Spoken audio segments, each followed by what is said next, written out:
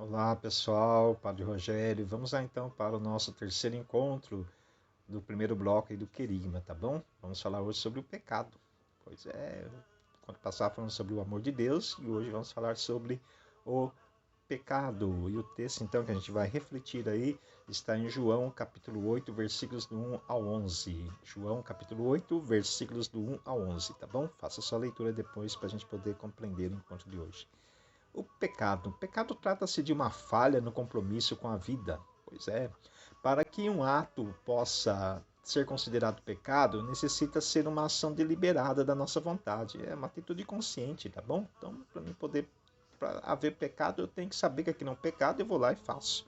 Por exemplo, eu sei que apropriar de algo que não me pertence é um pecado. Vou lá, pego e tudo bem. Não tá tudo bem não.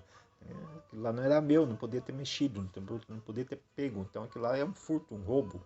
Tá legal? Um furto ou um roubo, né? São coisas diferentes, porém é algo que eu não posso fazer. Nesse contexto eu tenho um pecado. Eu fiz porque eu quis fazer, mesmo sabendo que não deveria. Tá bom? Então pecado é uma atitude então que é consciente, tá? Eu faço porque eu sei que é pecado, eu vou lá e faço do mesmo jeito. E quando eu cometo algo que eu não sei que aquilo que eu fiz era errado, que não podia ter feito, então não pode ser computado como pecado, tá bom? Porém, a partir do momento que você sei que aquilo é pecado, eu não devo cometer mais e eu preciso também estar reparando aquilo, tá bom? Isso dentro da questão da igreja, tá bom? Agora, dentro da questão civil, a gente vai explicar um pouquinho depois. Aí as consequências são outras. Tá legal? Vamos lá então. Então, para haver pecado, precisa ser um ato, então, que eu sei que é pecado, eu vou lá e pratico. Então, quando eu ignoro que aquilo é um pecado, então eu não posso ser que é errado, eu não posso computar aquilo como pecado. Então, eu estou ali, né, pela ignorância, eu pequei pela ignorância, né? Quer dizer, eu não sabia, mas depois, a partir do momento que você sabe que aquilo é um pecado, então você não pode fazê-lo mais. E o pecado, então, ele possui aí duas dimensões, a dimensão social e a dimensão pessoal, tá legal? Então vamos lá compreender o que é esse lance aí de dimensão pessoal, dimensão social que o pecado acarreta em nós. O pecado, na sua dimensão pessoal, fere a minha pessoa e a minha relação com Deus, tá bom? Então ela prejudica. Então o ato que eu cometo, ela prejudica a mim, na minha intimidade e também na minha relação com Deus.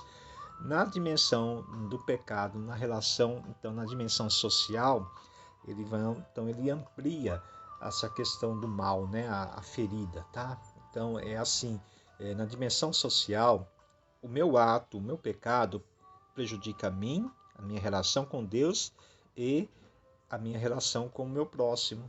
Pois é, por isso que é social, porque ele sai da esfera íntima e adentra então na vida de outras pessoas. Então, o meu pecado pessoal acaba então provocando uma dor, uma angústia, um sofrimento em outra pessoa, alguém que está externo a mim, tá bom? Então, ela abre aí um campo maior de que atinge, tá bom?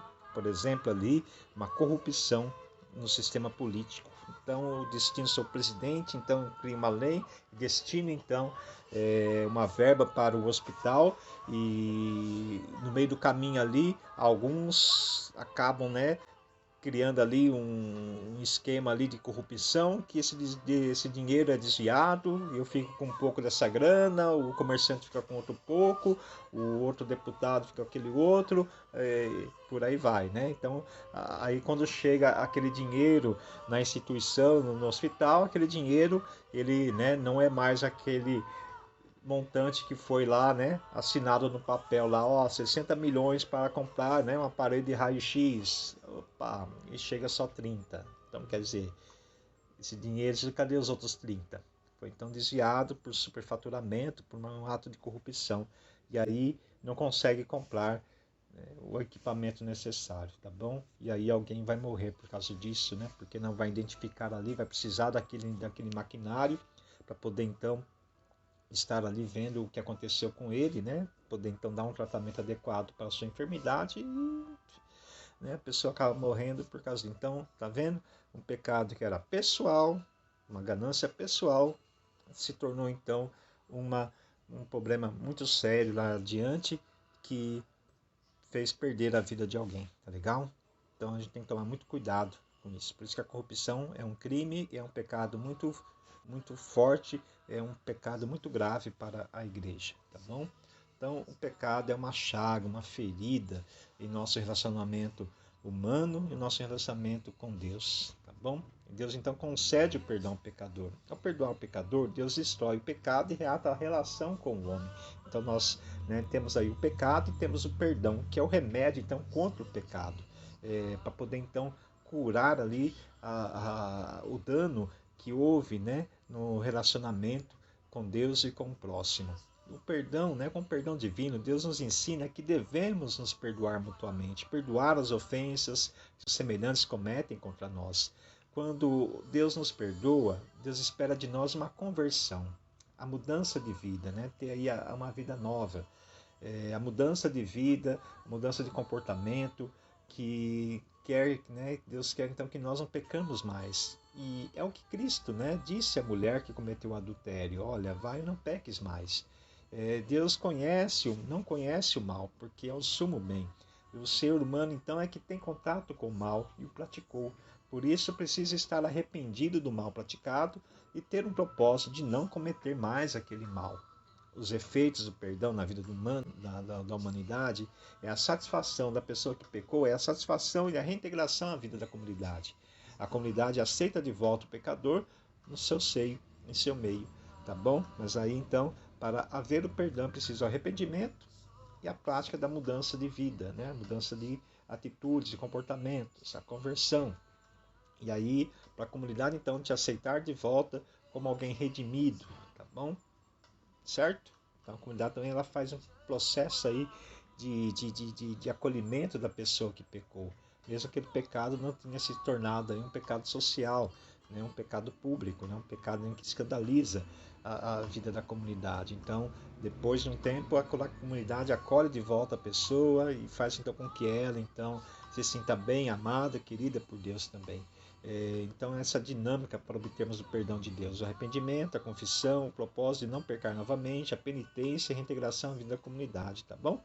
E a gente aqui agora então vai falar um pouco, eu vou falar um pouco sobre vocês, sobre pecado e crime, tá bom? Então, aí essas divergências, Então, mas se alguém mata alguém, eu tenho que perdoar, eu tenho que...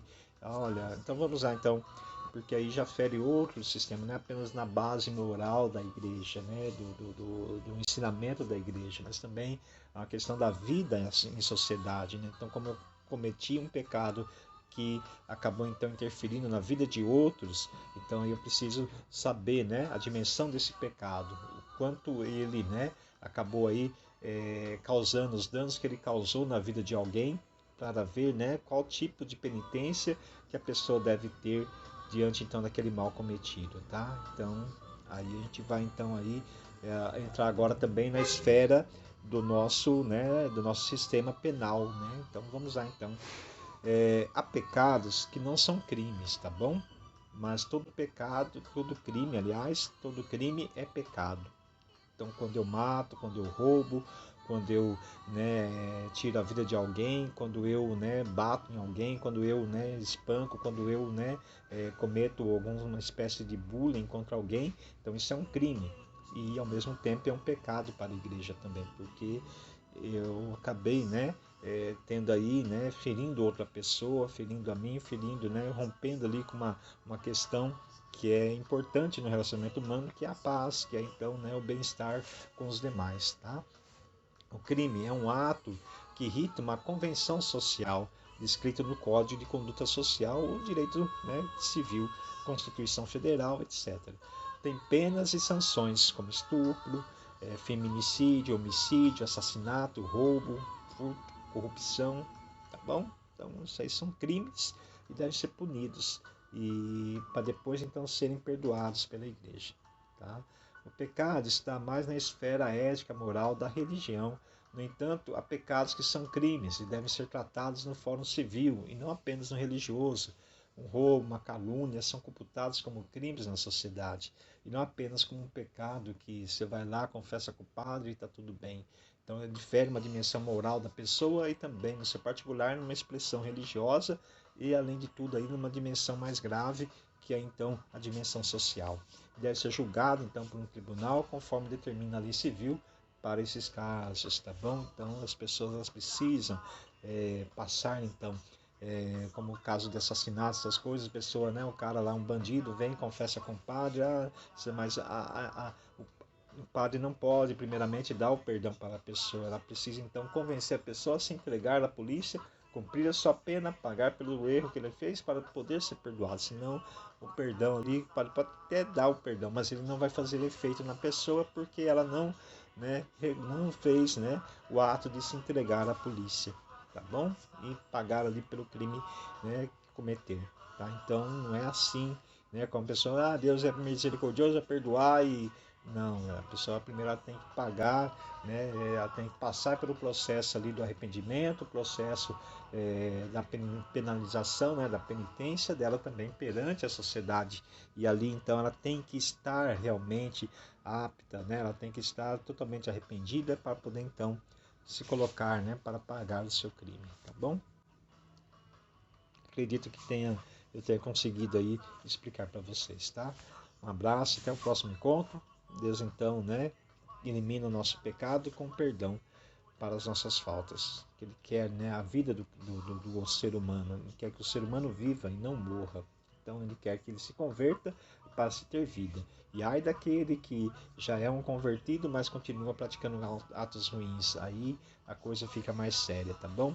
Então vamos lá, sempre buscar a nossa conversão, sempre buscar aí o arrependimento das nossas faltas, para podermos estar sempre bem, né, uns com os outros e criar aí uma relação de amor e mostrar então o amor que Deus tem por todos, tá bom? Um abraço, até o próximo encontro.